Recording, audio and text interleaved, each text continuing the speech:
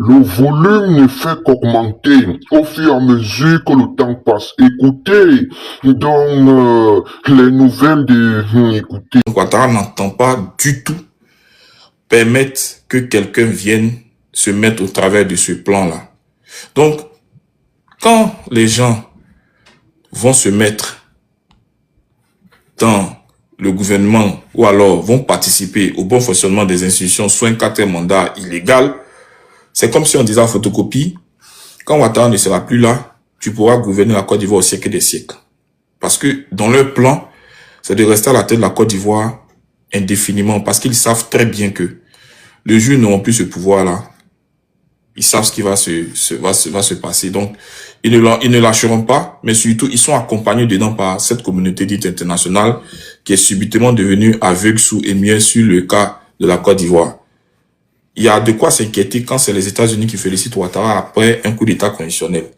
Il y a de quoi s'inquiéter quand la suite des États-Unis, c'est la France qui décide de féliciter Alassane Ouattara. Mais il y a encore plus de quoi s'inquiéter quand malgré toutes les dérives qu'il est en train de commettre, comme malgré tout le gaspillage, comme malgré tous les vols de deniers publics, il y a encore des institutions pour leur donner, pour leur accorder des crédits pour encore plus enfoncer les Ivoiriens. Donc, voici le véritable problème de la Côte d'Ivoire. Et la seule façon de mettre fin à cela, il faut des gens pour dire non, il faut des gens pour être insoumis, il faut des gens pour mener une posture, je vais dire de combat. Et la posture de combat, c'est quoi? C'est de dire que nous ne reconnaissons pas tout ce qui est en train de se faire là. Donc, ce n'est pas uniquement la politique, mais c'est surtout un engagement pour mettre fin à la déshumanisation des Ivoiriens qui est en train de se faire sous les yeux des Ivoiriens. C'est de ça que nous parlons. Donc, ne venez pas nous parler de quelqu'un, fût-il le plus fort, de la finance, je vais parler du président du PDCI. Ne venez pas nous faire croire que c'est lui-là qui peut nous sortir de là. Tout à l'heure, JJK disait que Thiam, c'est pas un capitaliste, c'est un nationaliste. Mais je vais jouer une vidéo. Le capitalisme, tel qu'il est conçu en ce moment, est un mal pour nos économies africaines, qui sont des économies à fort potentiel, mais qui malheureusement, à cause de la gestion qui est faite, ces économies-là, au lieu d'enrichir leurs concitoyens, appauvrissent les mêmes concitoyens parce que ces économies-là servent plus à enrichir d'autres partenaires. Et ça, c'est le système capitaliste qui le veut parce que on va ouvrir notre économie à ces fonds étrangers là, à ces capitaux qui viennent en fait nous faire du mal. Donc quelqu'un qui se réclame de cela ne peut pas être celui-là qui va aider la Côte d'Ivoire à sortir de ce problème dans lequel nous sommes englués. Donc les gens du PDCI, c'est pas pourquoi ils se plaignent quoi. Vous tapez sur le président Laurent Gbagbo alors que vous savez très bien que celui-là qui n'a jamais fait du mal au PDCI, c'est le président Laurent Gbagbo. Parce que quand vous allez leur demander qu'est-ce que le président Laurent Gbagbo vous a fait, ils ne pourront jamais rien vous dire. Parce qu'à la vérité, il a été celui-là qui leur a rendu pas mal de services, mais surtout qui a créé les conditions pour que le PDCI puisse encore fonctionner en tant que parti politique. Mais lui, le président Laurent Gbagbo, il a redit du PDCI. Pendant qu'on dépaissait la Côte d'Ivoire sur la table des accords de Lance Marcoussi, de quel côté de la table était assis le PDCI? Est-ce que c'était au côté des Ivoiriens? Vous vous réclamez en tant que parti de paix. Des gens viennent agresser le pays. On vient créer une forme de discussion pour apaiser les choses. De quel côté vous étiez? C'est ça en fait. Un parti de paix qui est aux côtés de ceux qui amènent la guerre. Je comprends pas. Ils disent du président Laurent Gbagbo qui n'a pas été assez prompt à faire face aux attaques de la rébellion. Mais ce qu'ils oublient de dire, c'est que le président Laurent Gbagbo a subi 2 tentatives de coup d'État. 3 mois après son élection et 1 an 6 mois après 2 tentatives de coup d'État. Ces tentatives de coup d'État-là, ont-ils réussi? Non. Le complot de la Mercedes noire, le 7 janvier 2001, a bel et bien échoué. C'est une tentative de coup d'État. La tentative de coup d'État du 19 septembre, avant que cette tentative se mue en une rébellion armée, mais c'était d'abord un coup d'État. Est-ce que les gens ont réussi leur projet de déstabiliser clairement le pouvoir du président Laurent Gbagbo? Non. Mais quand le président Henri Konan Bédié était au pouvoir, là, je vous pose la question. Quand il était au pouvoir, il y a bel et bien une tentative de coup d'État. Vrai ou faux? Est-ce qu'ils ont pu faire obstacle ou ils ont pu faire échouer ce coup d'État-là? Non. C'est d'ailleurs ce coup d'État-là qui nous a ouvert qui nous a ouvert la porte à toutes sortes de dérives. Parce que le PDCI n'a pas pu véritablement jouer son rôle qui est de sauver la nation vis-à-vis de ce coup d'État-là. Donc, je veux dire, ce que vous n'avez pas vous-même pu gérer, vous ne pouvez pas l'imputer à d'autres. Maintenant, je vais chuter parce que je passe la parole. Kevin Thiam dit, ah bon, le FPI était de quel côté le FPI a signé? Non. Vous voyez, les communicants du PDCI sont pires que les communicants du RDS. Ce sont des vrais manipulateurs, mais surtout, ils sont pas très familiers à la vérité. Ils mentent éhontément comme leur leader. Mais c'est tout à fait normal parce qu'ils se reconnaissent en ce leader-là. Regardez quelque chose. Quand le FPI était à la table de Marcoussi, mais c'est le parti de Laurent Gbagbo. Et ce sont des accords. Est-ce que le FPI allait se mettre du côté de la rébellion? Non. C'est un parti politique qui a participé justement à ces pourparlers-là. Mais de quel côté le PDCI était? Vous étiez du côté de la République ou bien vous étiez avec ceux qui ont agressé la Côte d'Ivoire? Donc, je pense que cette manipulation ne passera pas. Ce que moi je dis aux frères qui nous attaquent ou qui insultent le président Laurent Gbagbo, ça ne nous fait absolument ni chaud ni froid. Le président Laurent Gbagbo, là, il n'y a pas un leader qui a été le plus attaqué, le plus insulté que lui. C'est pas maintenant lui, il rentre dans l'arène politique. Il y est depuis plus de 40 ans. Mais vous venez à peine d'arriver en 2022, là. Donc, je pense que nous sommes plus habitués. Je veux dire que vous nous passez la pommade même quand vous insultez le président Laurent Gbagbo. Vous comprenez? Nous, ce que nous faisons, nous sommes en train d'éclairer la lanterne de qui est-ce qui a pris le PDCI entre ses mains. Je vois au sein du PDCI des velléités de s'affranchir justement de la gestion des Tidjane Thiam. Vous voyez cette petite fronde-là qui est en train d'être menée par le député de Cocody, M. Yassé, qui pose des questions très importantes parce qu'il a compris que à la tête du PDCI, il y a quelqu'un qui véritablement ne fait pas les affaires de ce parti-là, mais qui risque de conduire ce parti-là tout droit dans le mur. Et ce sont des choses qui sont en train d'arriver. Ils vont faire peut-être semblant de ne pas y parler ou de ne pas en parler, mais effectivement, les gens sont en train de se réveiller. Parce que le gars, il leur a promis plein de choses. Il leur a vanté son réseau puissant qui pourrait les reconduire au pouvoir. Mais dans les faits, c'est différent. Il est malmené, il est ballotté à tour de doctrine par Alassane Ouattara. Il est pratiquement épouvanté par Ouattara et il ne peut pas réagir. La preuve en est, il ne peut pas encore entrer en Côte d'Ivoire. Donc, je pense que des cadres sérieux ont compris que s'il veut rester dans cette situation-là, le PDCI va s'en sortir très, très, très fragilisé et risque même véritablement de ne plus même exister. Donc, d'autres cadres importants ont décidé, je veux dire, de tirer la sonnette, de tirer, comment on appelle ça, voilà, pour dire non, attention, nous sommes en train d'être conduits dans quelque chose qui ne va pas nous arranger. Je vais chuter sur ça pour laisser la parole aux autres panélistes qui sont là. Il y a la question que M. Yassé a posée, ok? Il a fait un certain point de revendication pour le PDCI. Le point 7, il dit l'unité ne se décrète pas. Elle se construit par l'écoute et la présence. Donc l'unité au PDCI ne se décrète pas, mais il faut qu'il y ait d'abord la présence de ceux qui décrètent cette unité-là, et puis surtout, c'est par l'écoute. Il est en train de dire très clairement que Tidjane Thiam, c'est pas quelqu'un qui écoute non seulement ses collaborateurs, mais c'est quelqu'un qui fait cavalier seul dans les décisions qu'il prend et qui engage le PDCI sur des mauvaises voies. Et il va dire encore que, en fait, l'unité ne se décrète pas, elle se construit par l'écoute et la présence. Bon, si tu n'es pas présent, comment tu prends en compte les priorités ou alors les différentes préoccupations de ton parti? Tu peux pas être à l'extérieur et puis toujours donner des ordres à n'en point fini. Je pense que c'est très important quand tu es chef de parti politique de venir dans l'arène politique aux côtés de tes soldats pour que ceux-là puissent s'inspirer du fait que tu sois là, mais surtout puissent avoir un regain de vitalité à l'effet de continuer la lutte. On ne peut pas être à 6000 km et puis vouloir gérer un parti politique comme si c'était, je sais pas moi, une association de quartier.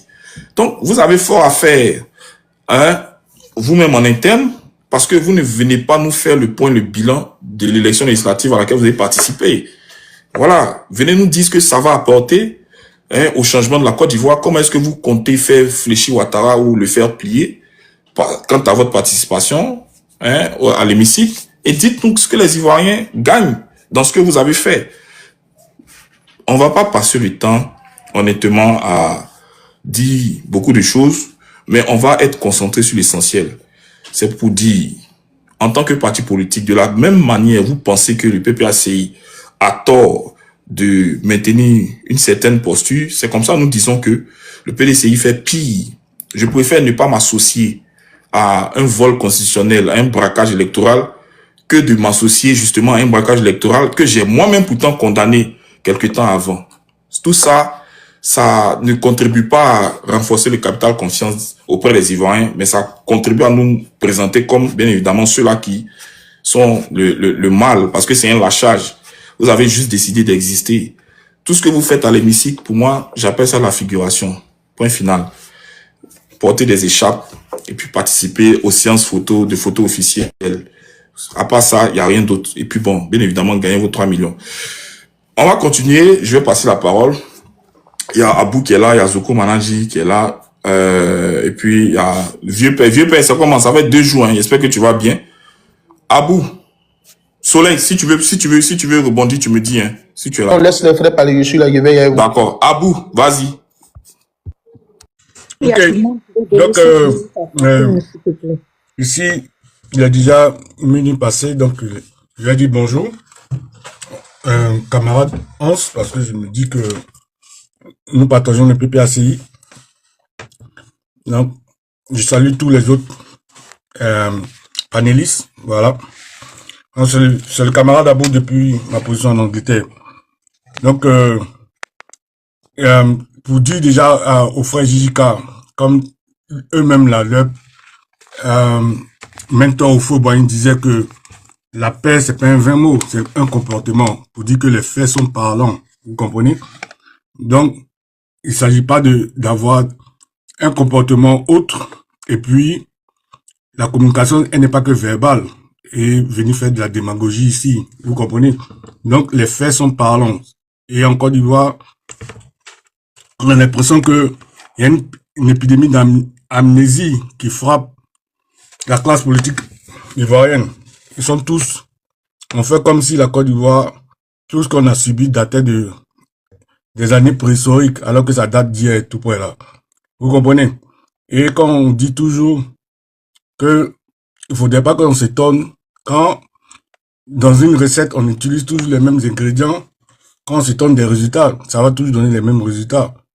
Donc, ce que nous disons est simple. Nous, comme on le dit toujours à Afrique Média, que les pays africains qui sont sous la tutelle de la France restent jusqu'à preuve de contraire des néocolonies.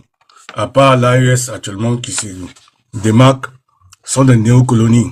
Donc, dans toutes ces néocolonies, on ne peut pas régler ou bien avoir, disons, une approche même de solution tout en imputant l'apport ou les manœuvres macabres de la France, c'est-à-dire celle-là même qui est le colon en chef. Vous comprenez? Parce que, Diane, comment il faut comprendre que les faits, on a vu tous à la CPI, on a dit quoi? Que le président Gbagbo dirige la Côte d'Ivoire et sa famille. Alors qu'on parlait des cadets, que nous tous en Côte d'Ivoire, on sait que c'est pas sa famille. Mais aujourd'hui, du premier jusqu'au dernier, ils viennent de la famille d'Alassane. Et ça, c'est normal. Pourquoi c'est normal? Le monde entier, moi, ça fait je suis dans ma 26e année en Angleterre. Ils sont d'accord avec ça. Vous comprenez? Donc, tant qu'on ne prend pas en considération que nous sommes encore dans une néocolonie et que la France, jusqu'à preuve du contraire, reste, c'est comme notre papa, quoi, jusqu'à mort, quoi. C'est ce que la France dit, c'est ce qu'on considère. Sinon, Alassane, il fait rien de méritant. Il n'y a pas de politique en Côte d'Ivoire. Le seul politicien, c'est Gbagbo. Sinon, il n'y a pas de vision. En dehors, il défend quoi? Donc, quand on leur dit que on est une opposition, et puis on dit non, il faut pas faire la politique de la chaise vide et tout. Ça ne veut rien dire en politique. Une opposition a une vision, elle dit que elle ne peut pas aller encourager quelqu'un qui ne pratique pas la démocratie, qui ne pratique rien, qui n'est dans aucun modèle, qui est moderne. Dans ce temps où nous vivons en plein 21e siècle, on ne peut pas accepter ça. Même la France, nulle part sur la Terre, planète Terre, c'est en Côte d'Ivoire seulement, tout ce qui arrive dans ces derniers temps-là, qu'on voit, on accepte. La Côte d'Ivoire est devenue le péril de tout, c'est du jamais vu. Donc, depuis que l'humanité est humanité. Ça dit que, en Côte d'Ivoire, on essaie tout. On sait de tous que quelqu'un n'est pas né quelque part. La personne, on connaît tout son parcours. La première fois que Bédié voit Alassane, Bédié était déjà diplomate à l'âge de 23 ans, quelque part comme ça, où c'est son truc, comme on appelle ça, cuisinier qui vient présenter Alassane, un cuisinier voltaïque qui vient présenter Alassane, ça c'est notre frère voltaïque qui est arrivé, il est chauffeur de taxi, il va venir casser la croûte à midi ici. Bédié vient le croiser comme ça. Et il le recroise en 1989 au pays, on dit que non, c'est un Ivoirien, il est venu aider notre économie. Mais lui, c'est un juge. Il est déjà étonné. C'est comme moi, je suis ici, je suis allé à l'école avec des Camerounais, des trucs, tout ça. Demain, on me dit qu'ils sont plus Ivoiriens que nous. Donc, je dis tout ça là pour vous dire quoi? Que nous sommes aujourd'hui dans un pays où tout est permis, mais c'est simplement qu'en Côte d'Ivoire que c'est acceptable. Vous comprenez? Parce qu'on peut essayer ça dans les autres coins, mais c'est pas accepté. C'est en Côte d'Ivoire seulement qu'on accepte quelqu'un qui est venu depuis 1989. Nous, en Côte d'Ivoire, par exemple, moi, sur place, je peux vous dire que moi, j'ai été promotionnel. J'ai fait la première D avec Mamadou Touré et puis Doubia Major. C'est des gens qui sont vivants. Actuellement, ils sont RHCP. C'est des gens qui sont dans la misère que la Côte d'Ivoire subit. Et ils sont vivants. On peut pas mentir si c'est vivant. Parce qu'en Côte d'Ivoire, on connaît nos classes. Nous sommes au moins 60 dans une classe. Nous sommes au moins 50 dans une classe. Donc, il y a beaucoup de témoins. Et ils ne peuvent pas dire qu'ils connaissent pas Abou Hamel. Surtout que c'était les derniers de ma classe. Ils ne peuvent pas dire qu'ils ne me connaissent pas. Et moi, si je dis ça, on peut me démentir vite. Parce que il y a beaucoup de gens avec qui on a fréquenté. Le lycée William Ponty de Yopougon, c'était le plus grand lycée de Yopougon. Donc, c'est pour vous dire que aujourd'hui, comme ça, un gars comme Alassane, on lui demande même un élève qui a fréquenté à lui, il va jamais nous montrer que bon. Non, j'ai dit tout ça là pour vous dire que tout ce qui se passe en Côte d'Ivoire est vraiment fantasmagorique, quoi. Ça dit que c'est hallucinant. Et pour tout ça, nous ne devons pas accepter. C'est pourquoi que nous avons cette résistance catégorique. Parce qu'on a l'impression que eux ils pensent que c'est du jeu. Ou bien, il y a une politique où on doit s'amuser pour dire que non, c'est la démocratie, on doit négocier ici. Non, non, non.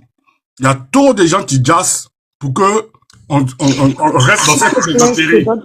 Une seconde pour chuter. Tu auras ta deuxième prise de parole. Comme il y a du monde, s'il te plaît. Je t'avais donné 7 minutes. Donc, tu as une seconde.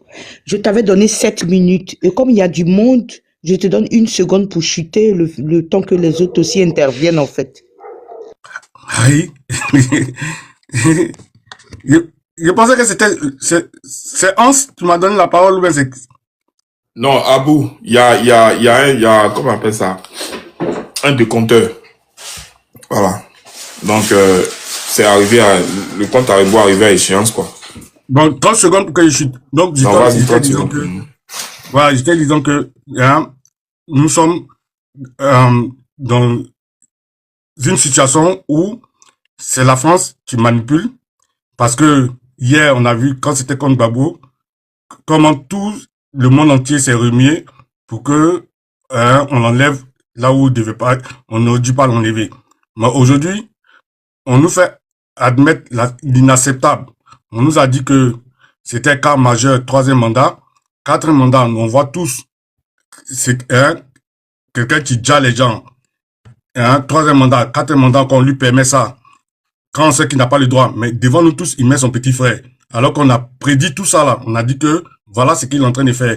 Mais aujourd'hui, on trouve que c'est acceptable. Donc, non, on s'est dit que Il y a un conflit, il y a un complot international contre la Côte d'Ivoire et c'est la France est devant parce que c'est clair que maintenant, c'est plus la politique, c'est autre chose. C'est un grand remplacement qu'ils veulent faire. Ils veulent la Côte d'Ivoire, nos biens, nos sous-sols sans les Ivoiriens. Donc, c'est une question de vie ou de mort. C'est à nous de voir maintenant si on veut vivre ou non on veut mourir. Je vous remercie.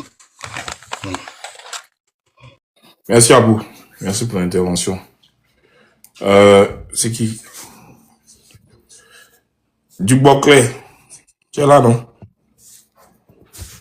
Oui. Vas-y. Vous êtes donc tous salués sur ce panel. Je suis Dubois-Clé. J'ai mis Dubois-Clé. Bon, je crois que je suis passé une fois sur votre panel. J'ai mis Dubois-Clé parce que c'est la région du sud-ouest de la Côte d'Ivoire. Sassandra Fresco. Mes parents de Sassandra Fresco, bon, je leur parle souvent. Donc c'est pour ça que je me suis fait appeler Dubois-Clé. Bon. Alors, oui, je suis Lazare Nyakabi, exact. Oui, Tonton Nyakabi, je te mets tes 5 minutes, s'il te plaît. Comment? Tonton Nyakabi, je te mets tes 5 minutes, s'il te plaît. Ok. 5 minutes, merci. Alors, vous savez, moi j'avais envie de parler de Ouattara Draman en 90, hein, mais parler de lui en 90, ce serait... Oh, il y a tellement de choses à dire sur lui. Mais on va dire quand même 2-3 trucs, hein, pour vous dire que, pour simplement vous dire que à 90, voilà quelqu'un qui arrive et qui privatise des sociétés telles que toutes ces sociétés comme Bléorne, toutes ces sociétés que vous connaissez en Côte d'Ivoire. Mais on savait qu'il les avait privatisées pas pour redresser l'économie ivoirienne, mais tout simplement pour les faire racheter par quelqu'un derrière, c'est-à-dire des parents, certaines personnes qui connaissaient, des connaissances. Et ça, il y a un juge qui a jugé ça. Et ce juge-là, croyez-moi, ce juge-là n'est plus de ce monde. Quand Ouattara Draman est venu, quand il a pris le pouvoir, eh ben, vous savez, c'est un revanchard. Vous savez ce qu'il en a fait de ce juge. La personne sur ce panel qui connaît l'histoire de ce juge-là, où tu connais comment il a privatisé, que cela a été jugé, tout ça, on ne me contredira pas. Donc, voilà quelqu'un que nous connaissons. Mais moi, j'ai envie de dire que Feu Félix Houphouët-Boigny, quand il a... C'était par décret qu'il a pu faire de Ouattara Draman, par décret, Premier ministre.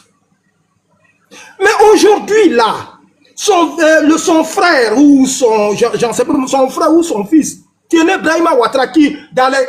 Moi, je me suis adressé à mes parents dans notre région pour leur dire attention à ce monsieur-là, parce que on parle de lui, on fait de la communication pour Tiene Brahima Ouattara partout dans le Bagré, partout. Dans nos régions, dans les villages.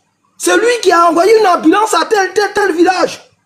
On fait une com pour Tiene Brahima Ouattara. Moi, j'ai dit à mes parents, attention à ce monsieur. Il a envoyé 4 milliards à tel endroit pour qu'on puisse compléter pour faire comme si un budget de la région n'existait pas. Donc, nous sommes en avance. Pourquoi? Parce qu'on sait ce que Ouattara Draman veut faire de son frère. Ça, c'était la première chose. J'avais envie de le dire.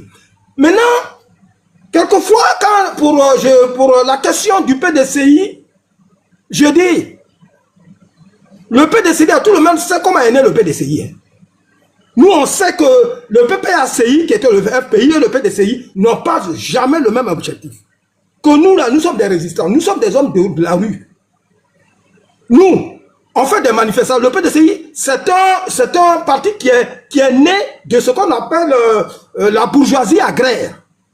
Mais cependant, on sait que Feu Félix Houphouët-Boigny était un progressiste. Et c'est après qu'il est devenu un libéral. Et même quand il a été appelé par comment on l'appelle, j'en parle parce que c'est historique. Quand quelqu'un dit je suis oufouettiste là, il faut lui dire ça. Quand Feu Félix Houphouët-Boigny a été appelé par le général de Gaulle, il dit moi je suis un progressiste. C'est vous dire pourquoi Feu Félix Houphouët-Boigny, quand il parlait avec comment l'appelle-t-on, avec François Mitterrand qui défendait les agriculteurs, on savait ce qu'il disait.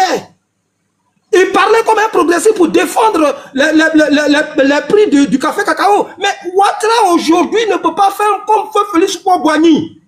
C'est un ultra, je ne sais pas si on peut dire ultra-libéraliste ou ultra-libéral.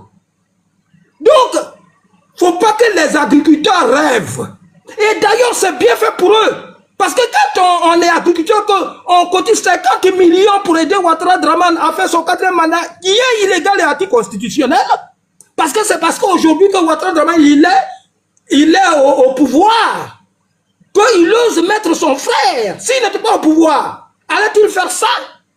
Donc les agriculteurs, moi je dis à mes parents que c'est bien fait pour eux, alors que la région du sud-ouest, la boucle du cacao, là, on parle de mes parents.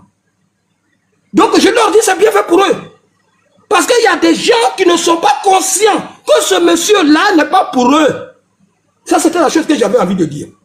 Et troisième chose que je pouvais dire, c'est que vous savez, il y a des gens qui disent, quand on dit Laurent Gbagbo, s'il y a quelqu'un qui sort, un deal cap qui sort pour dire qu'il faut négocier, parce que nous avons des prisonniers politiques, on dit oui, mais quand on ne reconnaît pas le mandat de Ouattara, pourquoi on négocie?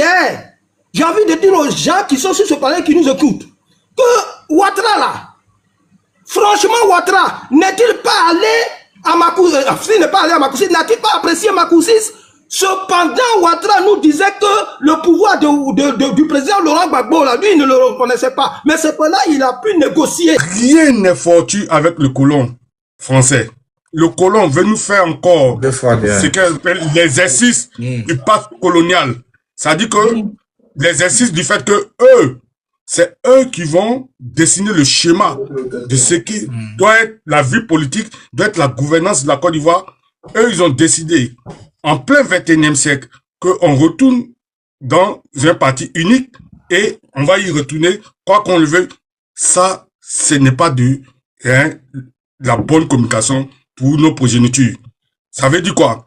Non seulement, ça veut dire que tout son combat que lui, il a fait toute une vie d'Ion, sacrifice de lui, tout son sacerdoce va en fumée. Tout le sacerdoce des Ivoiriens qui se sont sacrifiés. Quand on a Djali, parce qu'on nous parle de 3000, nous tous on sait que c'est plus de 50 000, même peut-être même 70 000. Tout cela, c'est serait parti en fumée comme ça. Alors que on se rappelle que les mêmes impérialistes, les Français, quand eux ils parlent de leur mort, ça avait beaucoup de trucs, comme on appelle ça même, c'est comme si ces morts-là valent l'univers tout entier, que à cause de eux, ils doivent se déroger le droit de toutes sortes de vengeances. C'est pour vous dire quoi? C'est pour vous dire que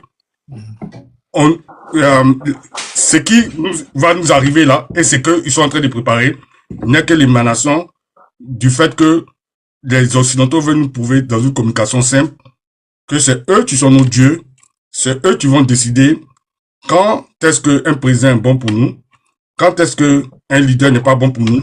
Je vous avais donc dit de ne plus vous dire que cette église médiatique ne peut pas assurer la relève. Sachez donc qu'aujourd'hui, cette église médiatique va toujours continuer à vous renchérir, à vous édifier, à vous mettre bien.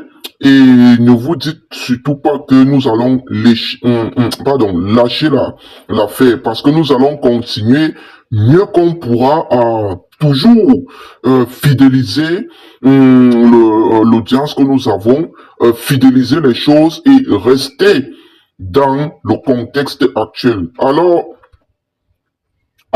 sachez donc que cette église médiatique accueille tout le monde. Faites comme chez vous, installez-vous confortablement.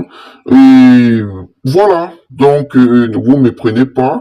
Faites comme chez vous. Et en Afrique de l'Ouest et dans l'AES, nous sommes quand même parmi. On se dit à la prochaine.